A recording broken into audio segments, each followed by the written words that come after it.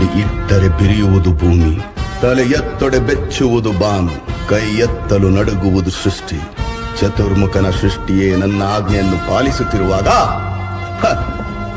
ಚಿತ್ರ ನನ್ನ ಮಗ, ನಾ ಜನ್ಮ ಕೊಟ್ಟ ನನ್ನ ಮಗ, ನನ್ನ ವಂಶವನ್ನು ಬೆಳಗಬೇಕಾದ ನನ್ನ ಕುಮಾರ, ನನ್ನ ಆಶಾ ಜ್ಯೋತಿಯಿಂದ ಇಂದು ನನ್ನ ಮನಸ್ಸಿಗೆ ನೆಮ್ಮದಿ ಇಲ್ಲವೆಂದರೆ ಛೇ ಛೇ ಛೇ ಛೇ ಛೇ, ಇದೊಂದು ಬದುಕೆ, ಇದೊಂದು ಜನ್ಮವೇ, ಎಂತಹ ದುರ್ವಿಧಿ. ಅದಾವ ಶಕ್ತಿ ಪುತ್ರನನ್ನೇ ಶತ್ರುವನ್ನಾಗಿ ಮಾಡಿದೆ, ಆವ ಶಕ್ತಿಯನ್ನ ಮುಖಭಂಗ ಮಾಡಿ ತಲೆ ತಗ್ಗಿಸುವಂತೆ ಮಾಡಿದೆ. ಅವನೇ, ಆ ದುಷ್ಟನೇ, ಆ ನನ್ನ ಕುಲವೈರಿಯಾದ ಹರಿಯೇ ಇದಕ್ಕೆಲ್ಲ ಕಾರಣ.